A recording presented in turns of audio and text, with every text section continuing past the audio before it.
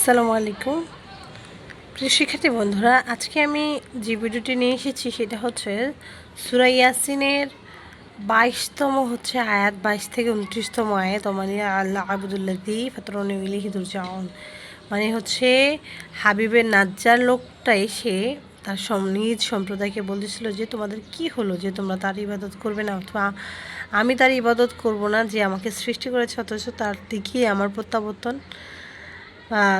আতাখিযু তোমরা গ্রহণ করেছো, অথবা আমরা গ্রহণ করেছি মিন দুনি আলিহাতান, দুনিহি তাকে ব্যথিত, আলিহাতান অন্য কোনো ইলা গ্রহণ করেছি, যেটা আমাদের উচিত নয়। এই যে হাবিবে নাজ্জার লোকটা এসে বলেছিল, এই আয়াতটা খুব ইম্পর্ট্যান্ট।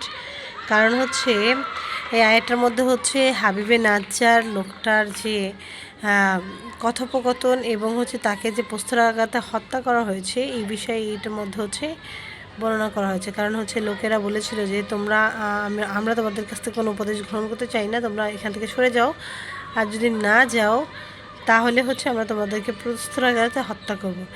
এই কথাটা হচ্ছে বলার পরে হাবিবে নাজ্জার লোকটা এসেছিল, যে হচ্ছে তার সম্প্রদায়, নিজ সম্প্রদায়কে বলেছিল যে আমি হচ্ছে আমি এক আল্লাহর ইবাদত করি, আর তোমাদের কি হলো যে তোমরা তার ইবাদত করো না কিংবা তাকে হচ্ছে প্রভু হিসেবে মেনে নাও না। এই কথাটা হচ্ছে এই বিষয়ে এখানে হচ্ছে লোকটা বলেছিল, আর তাকে হচ্ছে তারা হত্যা করেছিল। আয়টা খুব ইম্পর্ট্যান্ট এবং হচ্ছে এটার কোশ্চেনগুলো হচ্ছে লিয়াইয়ু মা'আনাল উসতুমিল লফজুল মাফি কওলিহি লা ইউনকিজুন। এই যে শব্দটার মধ্যে হচ্ছে লা ইউনকিজুন শব্দটা দ্বারা কি বোঝানো হয়েছে? লা ইউনকিজুন শব্দটা হচ্ছে আলিহাতান সিফাত হিসেবে মহল্লে মানসুব হয়েছে। লা ইউনকিজুনা মহল্লে মানসুব হওয়া হয়েছে, এবং এটার অর্থ কি? এই লা ইউনকিজুনা শব্দটার মহল্লি ইরাবটা কি বলছে? মহল্লে মানসুব। লিয়াইয়ু মা'আনাল উসতুমিলা কি অর্থ হিসেবে ব্যবহৃত হয়? লফজুল মাফি কওলিহি। তারপর হচ্ছে এখানে প্রশ্ন আসছে বিমা গফর আলী রব্বি, এর মহল ইরাব শব্দের মহল ইরাবটা কি? মহল ইরাবটা আমরা জানি যে আসলে মহল ইরাবটা কি, সেই বিষয়ে আমরা হচ্ছে যেটা জানি যে এই শব্দটা কোন হালতে রয়েছে, রফায়ের হালতে মানে পেজ বিশিষ্ট রয়েছে, না নসব বিশিষ্ট রয়েছে, নাকি জের বিশিষ্ট রয়েছে। জের মানে হরফে যারা আসলে এটা জের বিশিষ্ট হবে, আর হচ্ছে জের বিশিষ্ট হলে এগুলো কি কি হবে, যেমন রব্বি, লি, বিমা গফর লি। এটা হচ্ছে এই যে বিমা বা হরফে জার, লি হরফে জার, ইয়া হরফে জার।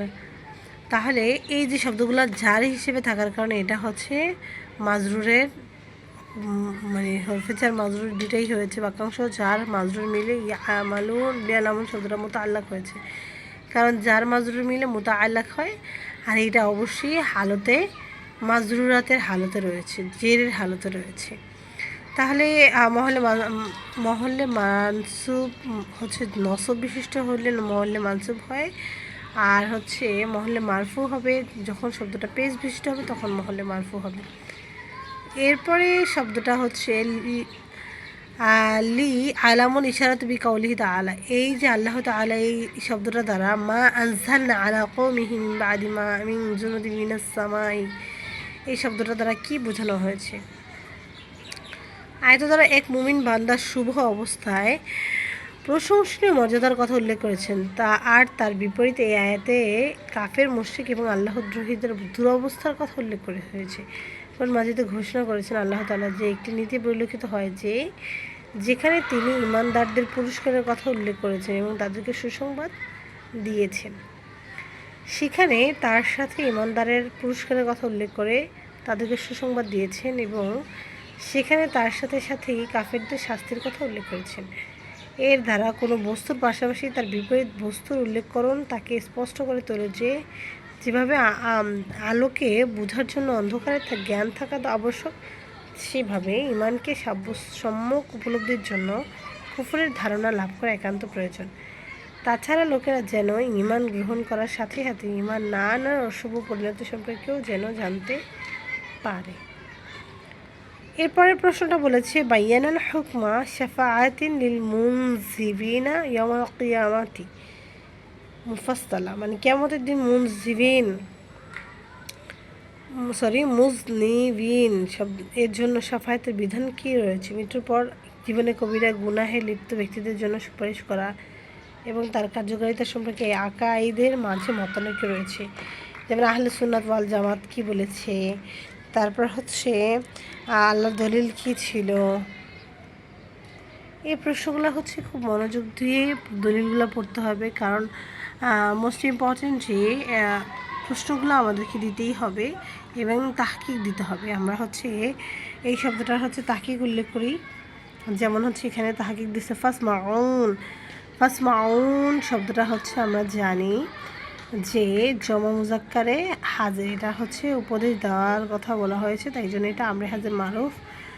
আর হচ্ছে নুন শব্দ ফাসমাউনা, এই যে নুনটা শব্দটা রয়েছে না, হিয়া নুনে ওয়েকায়াতে অহুজিফাতু ইয়া এবং হচ্ছে মিন আখিরিহি, শব্দটা বলছে যে শব্দের শেষে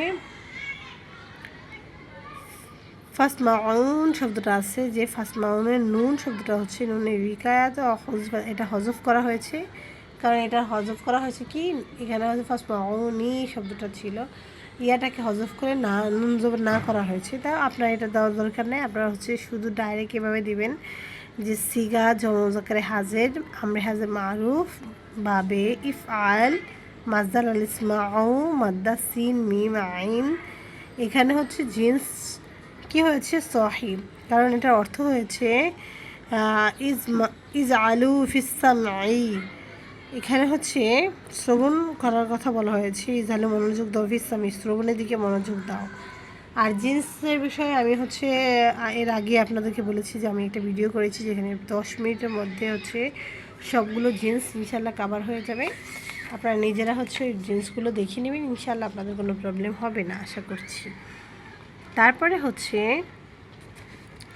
মুনজিলিন। মুনজিলিন শব্দটা হচ্ছে সিগা জমা মুজাক্কার, কারণ আমরা জানি ইসমে ফাইলের গঠন পদ্ধতিতে যখন হচ্ছে সুলাসি মাজিদ ফি থেকে গঠিত হয়, সুলাসি মাজিদ ফি হচ্ছে 3 অক্ষরের বেশি শব্দ থেকে গঠিত হলে তখন তদস্থলে ইয়া মুজারে এর আলামত বিলুপ্ত করে তদস্থলে একটা পেশ বিশিষ্ট মিম নিয়ে আসতে হবে। পেশ বিশিষ্ট মিম এনে শেষ অক্ষরের পূর্বের অক্ষরে জের দিলেই হচ্ছে ইসমে ফাইলের সিগা গঠন হয়ে যাবে।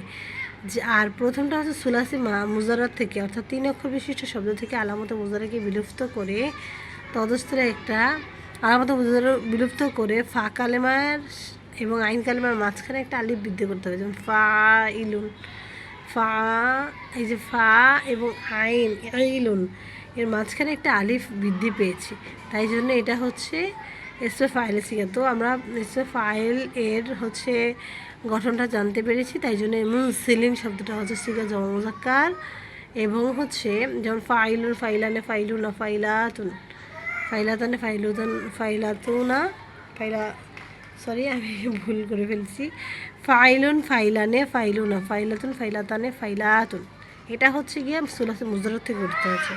এরপরে আছে সুলাসি মাজিদ থেকে গঠিত। তাহলে হচ্ছে বহস ইসমে ফাইল বাবে ইফআল মাদ্দা হচ্ছে আনজাল আল ইনজালু মাদ্দা নুন ঝালাম, কারণ এখানে মূল শব্দ হচ্ছে নাজাল অবতীর্ণ করা। আর জিনসে সহি মানা হচ্ছে কি, মানা হচ্ছে মুখবিতিন মানে অবতীর্ণ করা হয়েছে, অবতীর্ণের স্থান অবতীর্ণ করা। এরপর হচ্ছে আল মুবিন। মুবিনের শব্দটির সিগা ইসমে ফাইল, আমরা এই যে মিম পেশ মু মিম, প্রথমে হচ্ছে পেশ বিশিষ্ট একটা মিম আনতে হবে এবং শেষ অক্ষরের পূর্ব অক্ষরে জে দিতে হবে। যেমন আল মুবিন শব্দটার সিগা হচ্ছে ইসমে ফাইল। আর হচ্ছে ওয়াহিদ মুজাক্কার ইসমে ফাইল বাবে ইফআলুন ইবানাতুন, মাদ্দা হচ্ছে নুন বা নুন, এই যে ইবানাতুন বা ইয়া নুন হচ্ছে মাদ্দা, কারণ হচ্ছে এখানে বাইনুন শব্দটা হচ্ছে বাইনুন মানে গঠন করা, তাই জন্য মুবিন শব্দটা হচ্ছে স্পষ্ট করা। তারপর হচ্ছে এই মাঝখানে ইয়া থাকার কারণে মুজা হচ্ছে আজফে ইয়াই হয়েছে, কারণ আমি আগেই বলেছি জিনিসগুলো যে শব্দের মাঝখানে যদি ইয়া হয় তাহলে আজফে ইয়াই, শব্দের মাঝখানে যদি ওয়াও হয় তাহলে আজফে ওয়াওই হবে। আর মায়না হচ্ছে মুজহিরুন। আল খাদিমুনা শব্দটা হচ্ছে জমা মুজাক্কার ইসমে ফাইল, আলিফ জবর খ, খাদিমুন। ইসমে জমা মুজাক্কার এবং ইসমে ফাইল সিগা বাবে নাসরা ইয়ানসুরু, তার মাদ্দা হচ্ছে আল খদাম। খ মিম দাল জিনসে সহি, মানা হচ্ছে আল খামদান, খুমুদুন। এরপর হচ্ছে মানা হচ্ছে এটা খামিদুনা শব্দটার মানা এখানে মানাটা দেওয়া নাই, হচ্ছে আচ্ছা সাক্কানু, মানা এখানে হচ্ছে সাক্কান, বসবাস করা বোধ হচ্ছে। আচ্ছা এরপর হচ্ছে সয়হাদুন ওয়াহেদ জমা হচ্ছে মূলত শব্দটা লফজু সয়হাদ, হাজা ওয়াহেদ জমা হচ্ছে সয়হাতুন, মানা হচ্ছে মারওয়াতুন মিন সহা।